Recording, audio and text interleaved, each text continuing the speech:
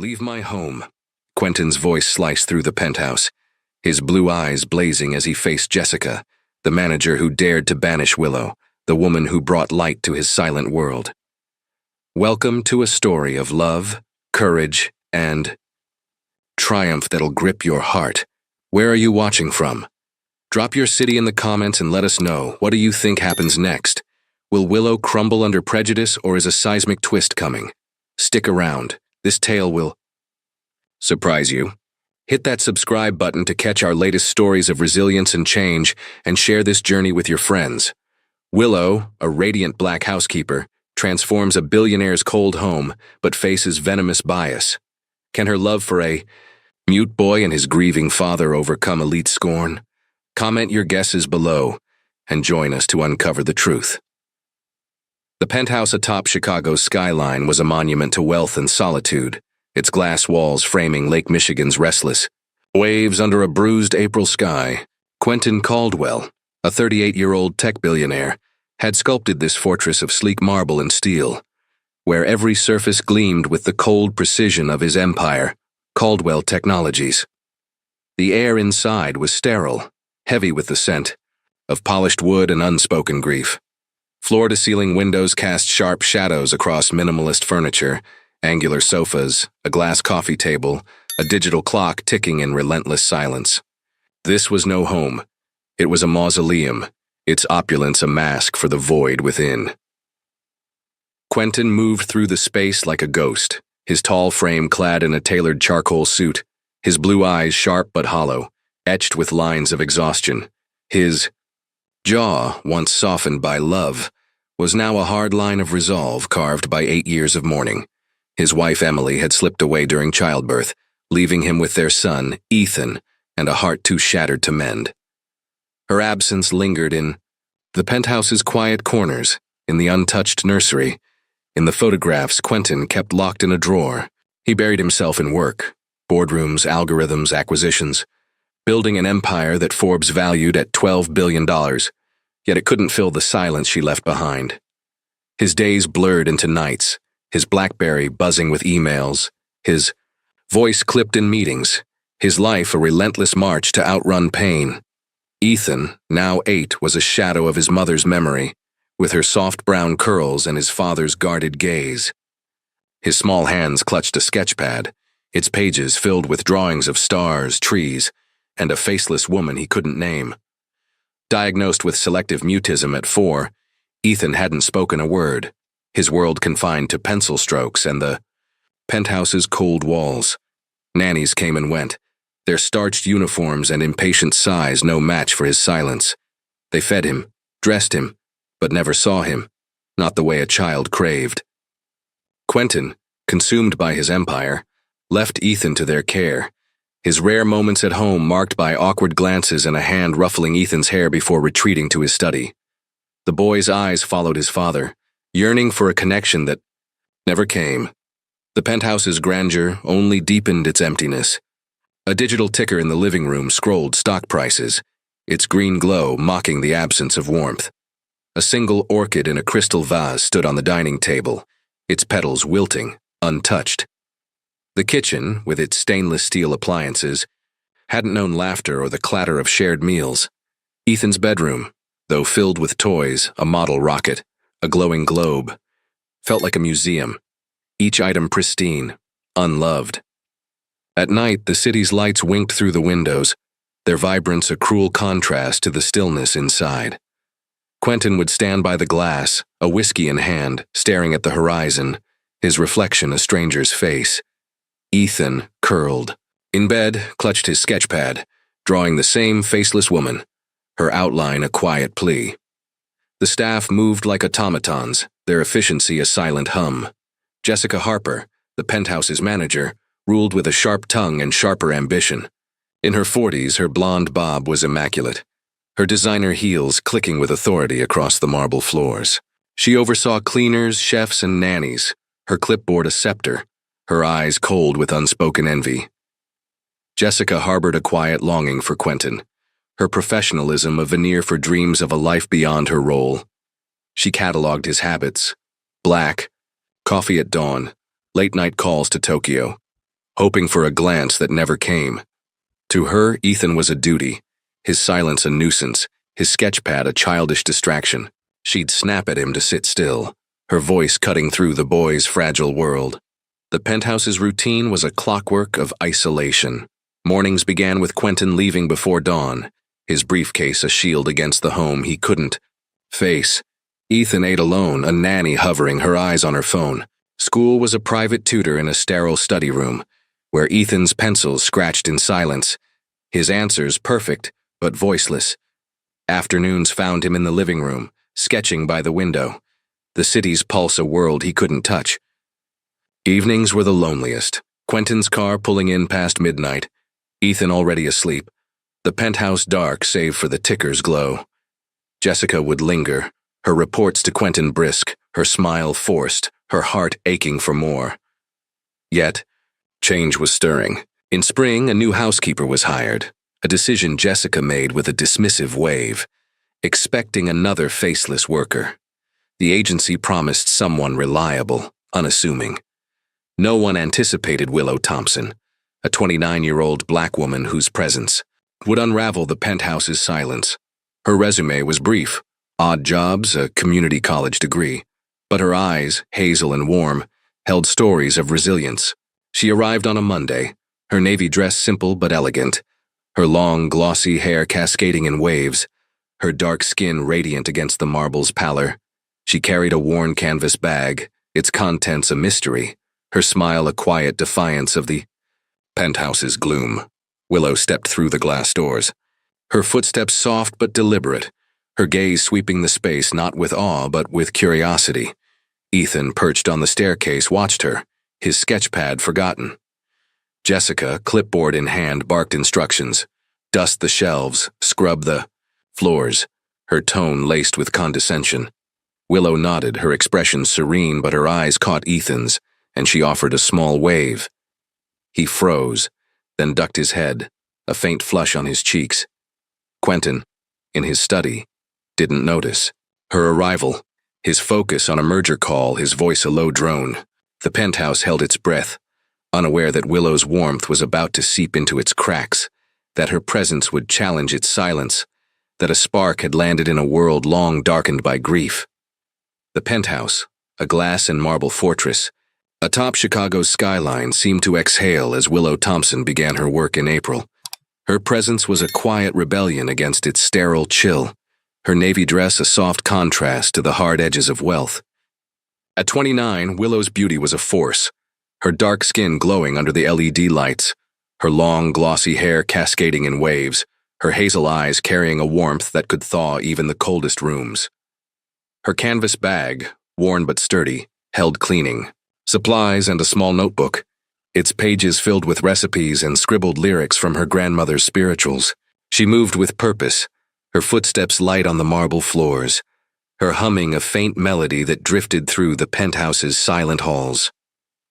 Ethan, the 8-year-old boy with his mother's curls and his father's guarded eyes, watched her from the shadows. His sketchpad, ever present, lay open on the staircase, its pages cluttered with stars and trees. But now a new figure emerged, a woman with flowing hair, her face half-drawn. Willow's first day had been a blur of Jessica's sharp orders. Scrub the counters, dust the shelves. But she noticed Ethan's quiet gaze, his small frame hunched as if bracing against the world. She didn't push, didn't pry. Instead, she knelt by the kitchen counter, her smile soft. "Want to help me make something sweet?" she asked, her voice a velvet invitation. Ethan hesitated, his pencil pausing, then nodded, sliding off the stairs, his sketchpad tucked under his arm. In the kitchen, Willow transformed the sterile space into a canvas of warmth. She pulled flour and sugar from the pantry, her hands deft as she measured ingredients for chocolate chip cookies. Ethan stood beside her, his eyes wide, his small fingers clutching a wooden spoon. Willow guided his hands to knead the dough, her touch patient, her laughter a ripple that broke the penthouse's silence. "You're a natural, Ethan," she said, dusting flour from his nose. He didn't smile, but his shoulders relaxed, his gaze fixed on her with a trust he'd never offered the nannies. The oven's warmth filled the room, the scent of baking cookies curling through the air like a promise. For the first time, the kitchen felt alive, its steel surfaces softened. By Willow's care? At night, when the city's lights glittered beyond the glass walls, Willow found Ethan curled in his bedroom, his sketch pad open to a new drawing, a plate of cookies, her hand beside it. She sat on the edge of his bed, her hair spilling over her shoulders, and sang a lullaby. Swing low, sweet chariot, her voice low and soulful, wrapping him in a cocoon of comfort. Ethan's eyes fluttered, his small hand reaching for hers, his silence no longer a barrier but a bridge. She stayed until he slept, his breathing steady, his sketch pad slipping to the floor. The penthouse, once a tomb, began to hum with her presence. Fresh towels folded with care, a vase of daisies on the dining table, her humming echoing in the halls. Jessica, the penthouse's manager, watched Willow with narrowing eyes. Her blonde bob gleamed under the chandeliers, her heels clicking with irritation as she scribbled on her clipboard. Willow's warmth was an affront to her control, her ease with Ethan a threat to her carefully curated order. "Don't get too comfortable," Jessica snapped one afternoon, her voice cutting as Willow polished a glass table. "You're here to clean, not play nanny." Willow nodded, her expression serene, but her hazel eyes flickered with resolve. She wouldn't be cowed, not when Ethan's quiet trust was at stake. Jessica's envy simmered, her glances sharp, but Willow's focus remained on the boy, her every action a defiance of the penthouse's cold rules. Quentin, the billionaire, father, was a fleeting shadow in these early days, his life tethered to boardrooms and late-night calls. Yet even he noticed subtle shifts. Returning past midnight, he found a plate of cookies on the counter, a note in Willow's neat handwriting. "For Ethan, but save one for you." The gesture pierced his guarded heart, a reminder of a warmth he'd buried with his wife. One evening, he paused in the hallway, hearing Willow's laughter as she and Ethan built a pillow fort in the living room. The fort, a chaotic sprawl of cushions and blankets, was a rebellion against the penthouse's sterile order. Ethan, usually withdrawn, giggled as Willow crowned him king of the fort, her hair catching the light like a halo.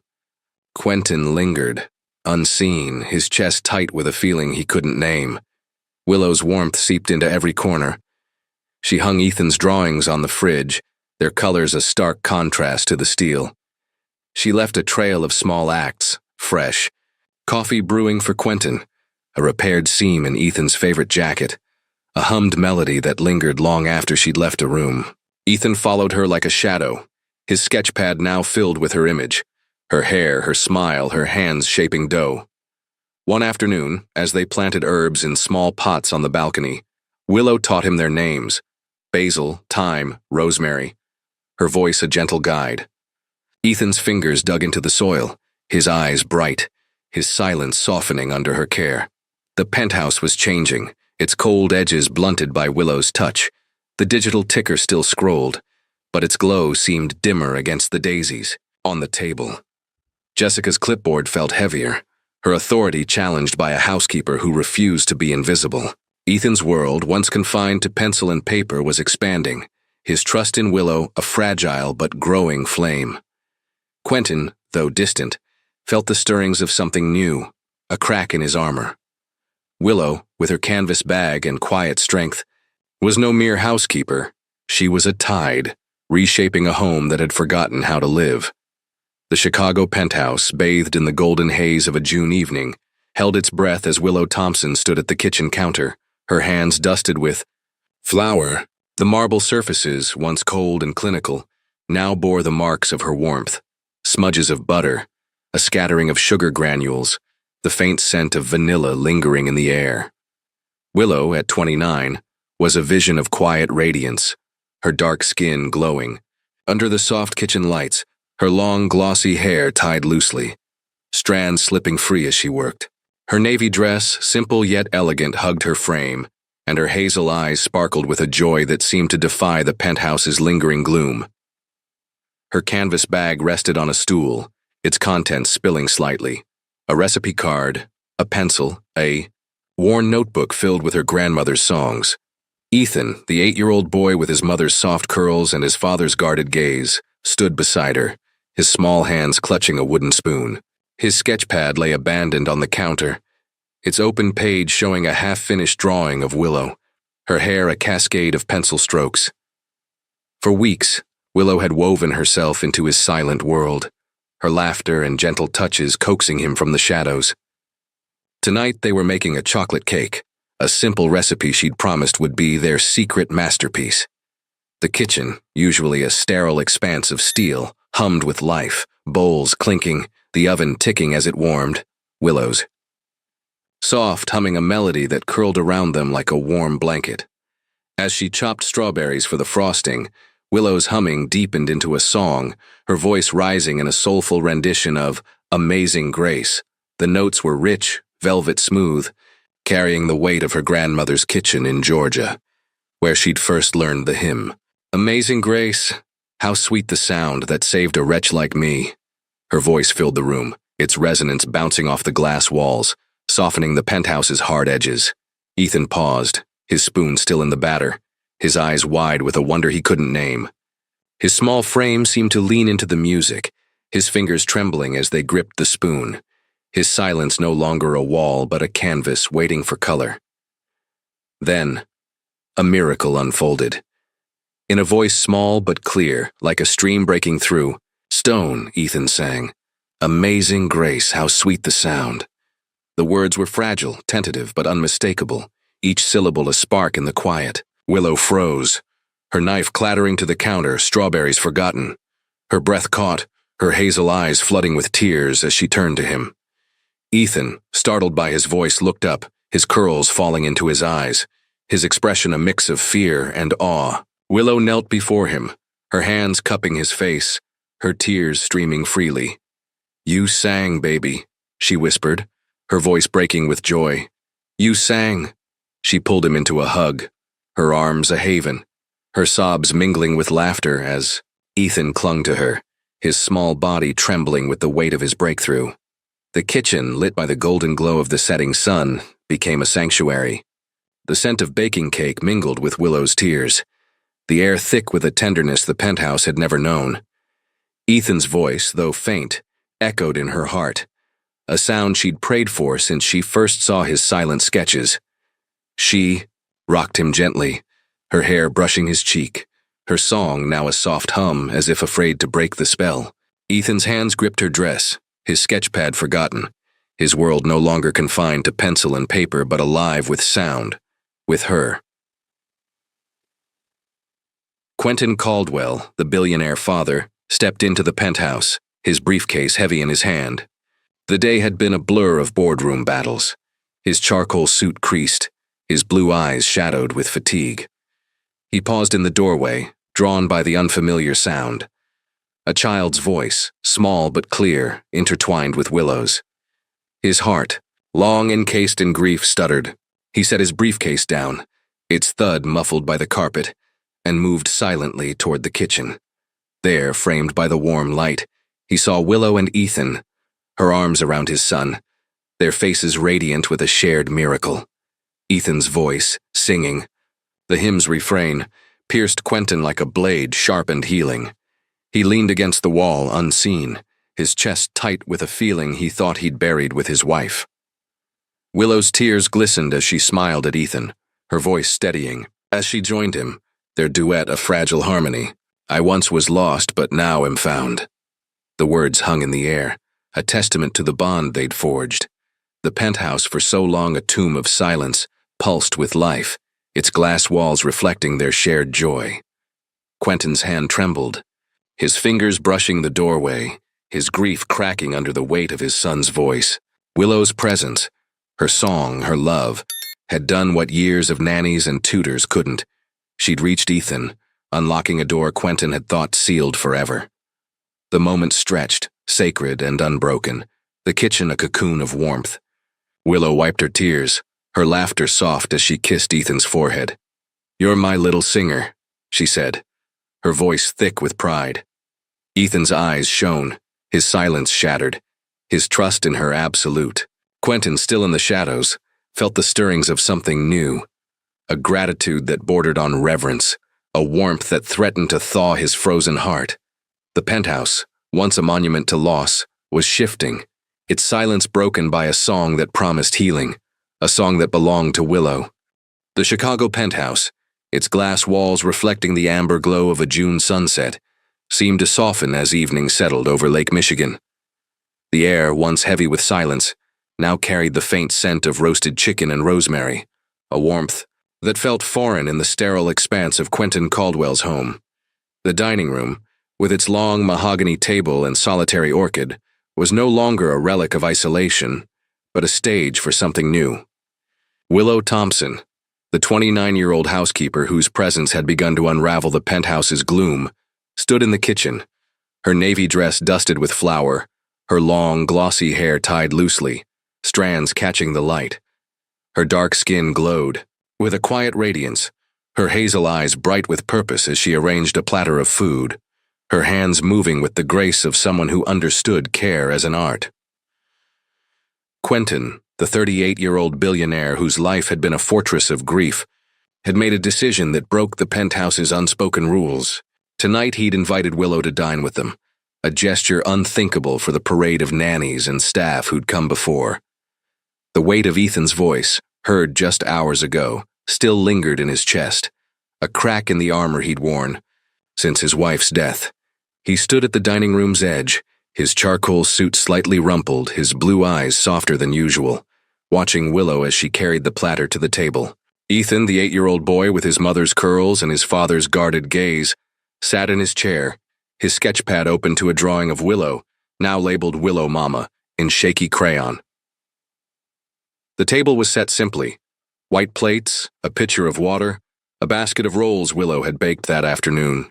She moved with ease, her presence a quiet rebellion against the penthouse's formality. As she sat, Ethan scooted closer, his small hand brushing hers, his eyes bright with a trust that made Quentin's throat tighten.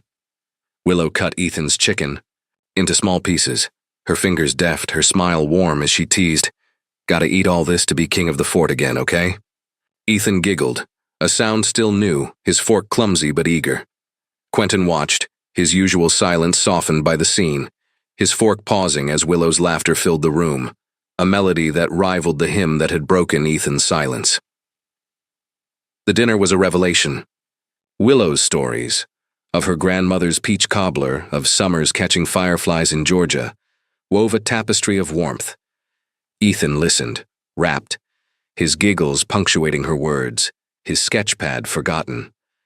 Quentin, usually a man of clipped responses, found himself leaning in, his lips twitching into a rare smile, as Willow described a childhood prank involving a runaway chicken. The penthouse, so long a tomb, pulsed with life, the chandelier's light catching Willow's hair like a halo. Jessica, the manager, hovered at the room's edge, her blonde bob stiff, her clipboard clutched like a shield. Her eyes narrowed, her envy a sharp undercurrent, but Willow's focus remained on Ethan, her care a beacon that dimmed Jessica's presence. After dinner, as Willow cleared the plates, a glass slipped from Quentin's hand, shattering on the marble floor. A shard nicked his palm, a thin line of blood welling up. Willow was at his side in an instant, her canvas bag yielding a small first aid kit. "Hold still," she said softly, her voice a soothing balm. She knelt beside him, her fingers gentle. As she cleaned the wound, her touch steady despite the blood. Quentin, unaccustomed to such care, felt his pulse quicken, his blue eyes meeting her hazel ones. Her hair brushed his arm, her closeness a quiet storm that stirred something he thought long buried. "You're good at this," he murmured, his voice low, almost vulnerable. Willow smiled, wrapping a bandage with precision. "My grandma taught me. Fix the hurt before it grows," she said, her eyes holding his for a moment too long. The air between them crackled, a silent acknowledgement of something unspoken. Ethan, watching from the table, clapped his hands, oblivious to the tension but thrilled by Willow's presence. "Willow Mama fixes everything," he said, his voice small but clear, a testament to her impact. Quentin's chest tightened, gratitude mingling with a warmth he hadn't felt in years. The penthouse, once a monument to loss, was transforming, Willow's care evident in the rolls on the table, the bandage on his hand, the light in Ethan's eyes. Jessica, lingering in the hallway, caught the exchange, her lips thinning, her heels clicking as she retreated, her envy a coiled snake. The dinner ended with Ethan yawning, his head resting on Willow's shoulder as she carried him to bed. Quentin followed, pausing at the doorway, watching as Willow tucked Ethan in, her lullaby a soft echo of Amazing Grace. The room, once a museum of untouched toys, now felt like a home, the air heavy with possibility. Quentin's hand brushed the bandage, his thoughts a tangle of gratitude and something deeper, something he wasn't ready to name. Willow, rising from Ethan's bedside, caught his gaze, her smile a quiet promise. The penthouse's glass walls reflected their silhouettes, a fragile trio against the city's glow, a family forming in the cracks of a broken world. The Chicago penthouse, perched high above the city's restless pulse, shimmered under the harsh noon light of July. Its glass walls reflected Lake Michigan's churning waves, but within, a different storm brewed. The marble floors, polished to a mirror's sheen, bore the faint traces of Willow Thompson's warmth. Smudges from cookie dough, a stray daisy petal from the vase she'd placed on the dining table. At 29, Willow's beauty was a quiet force, her dark skin radiant against the penthouse's sterile elegance, her long, glossy hair cascading in waves, her hazel eyes carrying a resilience honed by years of overcoming. Her navy dress, simple, yet dignified, clung to her frame as she scrubbed a countertop, her canvas bag resting nearby, holding her notebook of recipes and songs. But the air was thick with tension, the penthouse's newfound warmth under siege by a venom that had simmered for weeks. Jessica Harper, the penthouse's manager, stood in the kitchen's doorway, her blonde bob immaculate, her designer heels clicking like a metronome of malice. At 42, Jessica was a study in calculated control, her tailored blazer crisp, her clipboard a weapon, her green eyes sharp with envy that had festered since Willow's arrival. She'd watched Willow weave joy into the home, her laughter with Ethan, her gentle care during that unprecedented dinner, and it gnawed at her. Jessica had long harbored a silent longing for Quentin Caldwell, the billionaire whose grief she mistook for an invitation. Willow's presence, her beauty, her bond with Ethan, her ease in a space Jessica ruled, threatened her carefully curated. Jody today, with Quentin away at a conference in New York, Jessica saw her chance to strike, her authority unchallenged, her resentment a coiled snake ready to bite. Willow, wiping down the stove, sensed the shift in the air, her humming faltering. Jessica stepped forward, her voice low but laced with venom. "You don't belong here," she said, her words cutting through the kitchen's warmth like a blade. "This is a home for class, not charity cases like you." Her eyes raked over Willow's skin, her dress, her hair, the racial undertone unmistakable, sharp as a slap. Willow paused, her cloth still in hand, her hazel eyes meeting Jessica's with a calm that belied the sting. "I'm here to do my job," she said softly, her voice steady, but her fingers tightened around the cloth, betraying the hurt beneath her poise. Jessica's lips curled into a sneer, her clipboard tapping against her thigh. "Your job?" she mocked, stepping closer, her heels echoing on the marble. "You're a maid, nothing more. Playing mommy." To Ethan, batting your eyes at Quentin, "It's pathetic. This isn't your world." The words were a barrage, each one aimed to wound, to reduce Willow to an outsider. She gestured at Willow's canvas bag, its worn edges a stark contrast to the penthouse's opulence. "Pack that sad little bag and leave by tonight. You're done here." The command was final, her tone dripping with triumph, as if she'd reclaimed the penthouse for herself. Willow's heart sank, a heavy stone in her chest. She loved Ethan, his shy giggles, his crayon drawings of her as Willow Mama, his fragile trust. She cared for Quentin, his quiet gratitude, the way his eyes softened when she bandaged his hand. The penthouse, once cold, had become a home. Because of her, its walls echoing with laughter she'd kindled. But Jessica's words, laced with prejudice, reminded her of the world's cruelty, the barriers she'd faced her whole life. Her hand brushed her bag, her fingers tracing the notebook inside, its pages filled with songs that had carried her through hardship. She wanted to fight, to stand her ground, but the weight of Jessica's authority, the sting of her bias, pressed against her resolve. She nodded, her expression serene but her eyes glistening with unshed tears. "I'll go," she said, her voice barely above a whisper, the words tasting of defeat. Jessica smirked, her heels clicking as she turned away, her victory a cold flame. Willow moved to the staff room, a small space off the kitchen, and began packing her canvas bag. She folded her apron, her hands trembling, and tucked away the notebook, its cover worn from years of hope. She pulled out a small drawing Ethan had slipped into her bag, a stick figure of her, hair flowing, labeled Mama. Her breath caught, a sob rising as she traced the crayon lines, her heart breaking for the boy she'd come to love. Ethan, playing in the living room, sensed the change.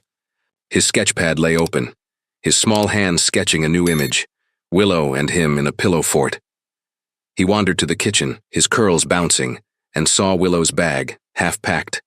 His eyes widened, fear flickering across his face.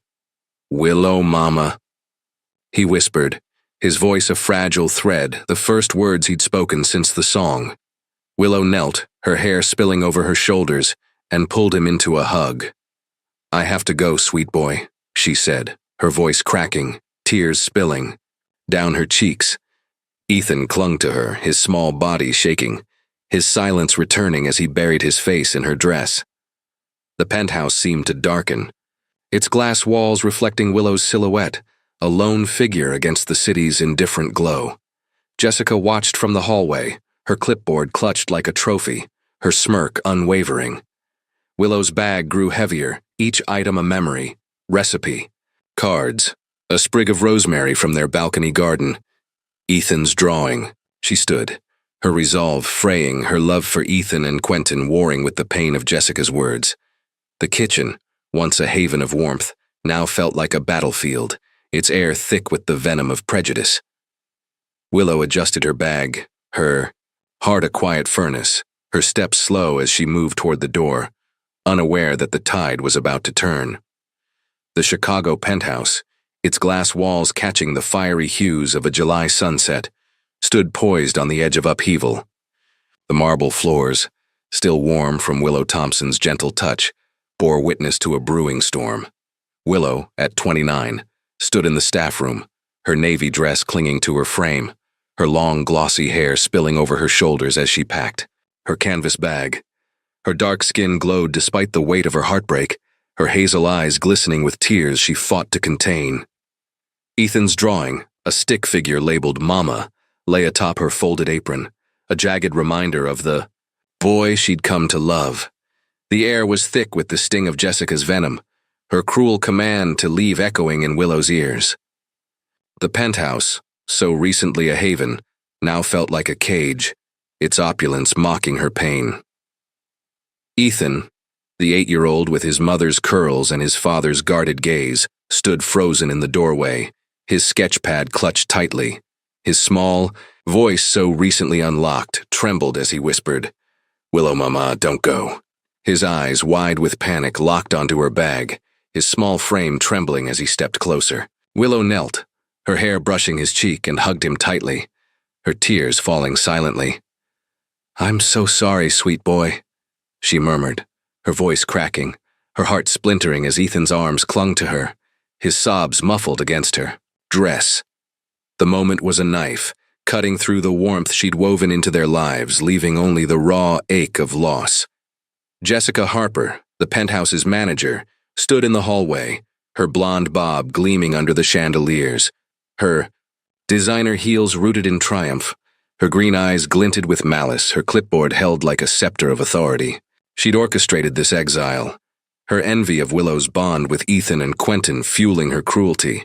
"Hurry up," she snapped, her voice sharp as glass. "You're wasting time."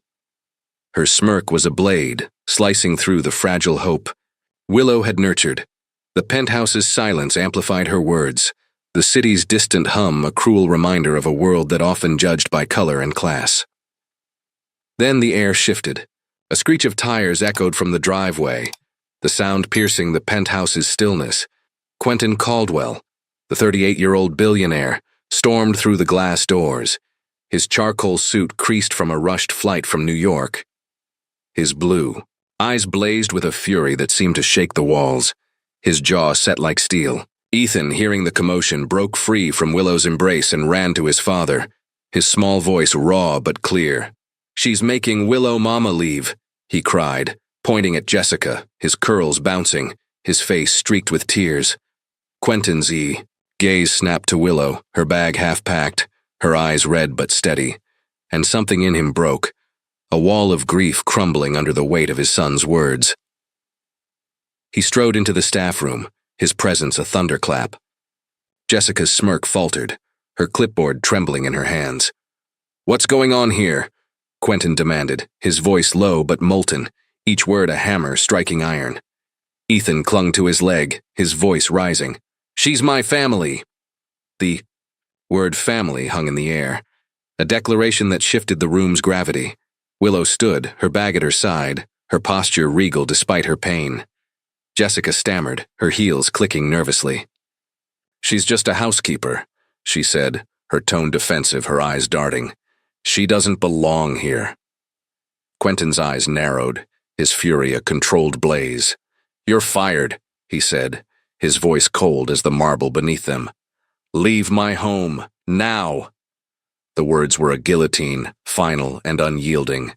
Jessica's face drained of color, her clipboard clattering to the floor, her authority shattered. She opened her mouth to protest, but Quentin's glare silenced her. Her heels echoed as she fled, the glass doors swinging shut behind her.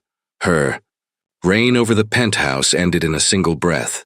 Quentin turned to Willow, his hands trembling, his blue eyes searching hers. The room stilled, the sunset casting their shadows across the marble. "You're not going anywhere," he said, his voice softer now, thick with emotion. He stepped closer, Ethan at his side, and reached into his pocket, pulling out a velvet box. Inside gleamed a sapphire ring, its deep blue catching the light like Willow's spirit. "Stay with us, Willow," he said, his voice breaking. "Be our family." He knelt not as a billionaire, but as a man stripped bare, offering his heart. Ethan cheered, hugging Willow's legs, his small voice chanting, "Willow Mama stays." Willow's breath caught, her tears falling anew, but this time they were tears of hope. She looked at Ethan, his curls framing a beaming smile. Then, at Quentin, his vulnerability a gift she hadn't expected. Her fingers brushed the ring, its cool metal a promise. "Yes," she whispered, slipping it onto her finger, her voice a melody of resolve. The penthouse, once a tomb, pulsed with life, its glass walls reflecting a new beginning. Quentin rose, his hand finding hers, and in front of Ethan he kissed her softly, a seal of their bond. The sunset blazed, a witness to their stand, a family, forged in defiance of prejudice. The Chicago penthouse, its glass walls aglow with the silver light of an August evening, stood as a glittering stage for a reckoning. The ballroom, a cavern of opulence with chandeliers dripping crystal and marble, floors polished to a mirror's sheen, buzzed with the murmurs of Quentin Caldwell's elite Boston family. The air was thick with the scent of orchids and champagne, but beneath the elegance lay a current of judgment, sharp as a blade.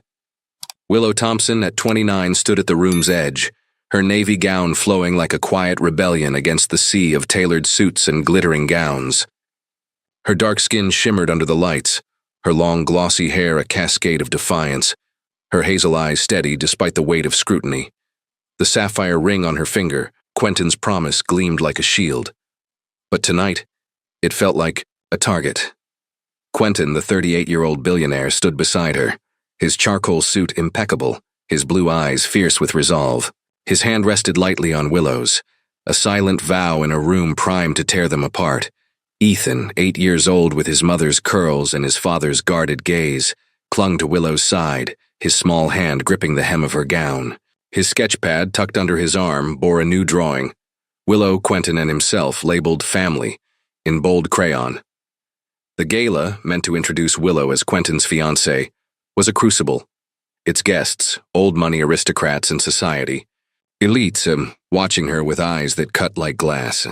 Eleanor Caldwell, Quentin's mother presided over the room like a queen, her silver hair swept into an elegant chignon, her pearl necklace a stark emblem of her authority. At 65, her patrician features were carved with disdain, her voice a velvet whip as she addressed the crowd. "We're here to celebrate family," she said, her eyes sliding to Willow. "But some choices disappoint." The word landed like a stone, the room's murmurs sharpening into whispers. "A housekeeper?" she added, her lips curling. As she sipped her champagne, her pearls glinting. "She's not our kind." The guests nodded, their diamonds flashing, their gazes raking Willow's gown, her skin, her very presence. Willow stood taller, her hair a crown of resilience, her hand tightening in Quentin's. She'd faced judgment before, whispers in Georgia diners, sneers in Chicago's elite circles. But this was a battlefield, the stakes personal. Her heart pounded, but her face remained serene, her hazel eyes locking onto Eleanor's with a quiet challenge. The room's air grew heavy, the chandeliers casting jagged shadows, the champagne flutes clinking like a countdown to conflict. A cousin, Margaret, in a silk gown, leaned toward a guest, her voice carrying, "She's lovely, but out of place. Quentin could do better." The laughter that followed was a blade, slicing through Willow's composure, though her expression never wavered. Ethan, sensing the tension, pressed closer to Willow, his small frame trembling. His eyes, wide with fear, darted to the crowd, then back to her. Suddenly, he stepped forward, his voice small but piercing, cutting through the murmurs like a bell. "She's my mom," he shouted, his curls bouncing, his sketchpad raised like a banner. The room froze, glasses pausing mid-sip, whispers dying. Ethan's words, born from the silence Willow had broken, were a thunderclap, his love for her a shield against their scorn. Willow's breath caught, her eyes glistening, her hand brushing his curls as she fought back tears. Quentin's grip on her hand tightened, his jaw set like steel. He stepped forward, his presence commanding, his voice a low growl that silenced the room. "Willow is my future," he said, his blue eyes blazing as they swept over his family. "She's brought life to this home, to my son, to me. If you can't accept her, you're not welcome here." The words were a guillotine, final and unyielding, severing the ties of tradition. Eleanor's face paled, her pearls seeming to choke her, her champagne flute trembling. Margaret stammered, her silk gown wilting under Quentin's glare. The guests shifted, their whispers now of unease, their power crumbling before his resolve. Willow's heart swelled, her sapphire ring catching the chandelier's light, a beacon of their bond. She looked at Ethan, his small hand still clutching. Her gown then at Quentin, his vulnerability and strength intertwined. The ballroom, once a stage for judgment, now felt like a battleground won, its opulence dimmed by their unity. Eleanor's eyes narrowed, her voice a hiss. "You're throwing away our legacy for her?" Quentin's response was swift, his arm encircling Willow. "She is my legacy," he said, his tone unyielding. "Her and Ethan." The room's silence was electric, the guests' faces a mix of shock and reluctant awe. The gala continued, but its sheen was tarnished. Eleanor retreated to a corner, her authority fractured. The guests, chastened, avoided Willow's gaze, their champagne now tasteless. Ethan hugged Willow's legs, his sketchpad open to their family drawing, his smile radiant. Quentin's hand never left hers, his touch a promise that echoed louder than the crowd's scorn. The penthouse, its glass walls reflecting their silhouettes, stood as a testament to their defiance, a family forged in the face of prejudice, unbowed and unbroken. The Chicago skyline, kissed by the soft September sunlight, shimmered as if in celebration, its towers bowing to the garden overlooking Lake Michigan, where Willow Thompson and Quentin Caldwell stood on the cusp of forever. The garden, tucked behind the penthouse, was a haven of roses and ivy, its air fragrant with late summer blooms, a stark contrast to the sterile marble of their home. Willow, at 29, was a vision of grace, her white dress simple yet luminous, hugging her frame with quiet elegance. Her dark skin glowed against the fabric, her long, glossy hair cascading in waves, unbound like her spirit. The sapphire ring on her finger, Quentin's vow caught the sun's rays, a beacon of their love. Her hazel eyes, bright with joy, held a resilience that had carried her through storms, now softened by hope. Quentin, 38, stood beside her, his charcoal suit tailored but unpretentious, his blue eyes alight with a warmth that had been buried for years. His hand clasped Willow's, his touch steady, a promise forged in defiance of the world's scorn. Ethan, their 8-year-old heart, stood between them, his curls bouncing as he clutched a velvet pillow bearing 2 rings, his grin wide as the lake beyond. His sketch pad, tucked under his arm, bore a new drawing. Willow in her dress, Quentin in his suit, Ethan between them, labeled "Forever" in bold crayon. The crowd was small, Quentin's loyal staff, Willow's childhood friends from Georgia, a few colleagues who'd seen her light, but their cheers were a symphony, drowning out the whispers of a judgmental world. The ceremony was a tapestry of love, woven with simple vows and profound truths. Willow spoke first, her voice clear, a melody that echoed the hymn she'd sung to Ethan. "You and Ethan gave me a home," she said, her eyes locked on Quentin's, her hand brushing Ethan's curls. "I promise to love you fiercely, to build a family that shines through any storm." Quentin's voice, usually clipped in boardrooms, trembled with emotion. "You brought us back to life, Willow," he said, his gaze unwavering. "I vow to stand by you, to make every day a song." Ethan, his small voice bold, chimed in, "Willow, Mama, you're my forever." The crowd laughed, tears in their eyes as the officiant smiled, pronouncing them a family under the garden's golden light. The kiss that sealed their vows was soft but certain, Quentin's lips meeting Willow's as Ethan giggled, hugging their legs. The garden erupted in applause, roses trembling in the breeze, the lake's waves a quiet witness to their triumph. Willow lifted Ethan, his arms around her neck, and Quentin's hand found hers, their silhouettes a portrait against the sunset. The penthouse, visible through the garden's edge, no longer loomed as a mausoleum, but glowed with possibility, its glass walls reflecting their joy. The reception was intimate, a wooden table laden with Willow's peach cobbler, a nod to her, grandmother, and a playlist of soulful hymns that filled the air with warmth. Yet the world beyond the garden whispered its dissent. Society pages, still stinging from the gala's fallout, printed snide columns. "Billionaire weds housekeeper," their words dripping with disdain. Online forums buzzed, their venom targeting Willow's skin, her origins, her audacity to rise. But within the garden, those voices were distant echoes, drowned by the laughter of friends, the clink of glasses, the joy of a family forged in love. Ethan danced with Willow, his small feet on hers, his giggles a melody that rivaled any hymn. Quentin watched, his heart full, his grief a shadow burned away by their light. The penthouse, transformed by Willow's touch, was now a true home.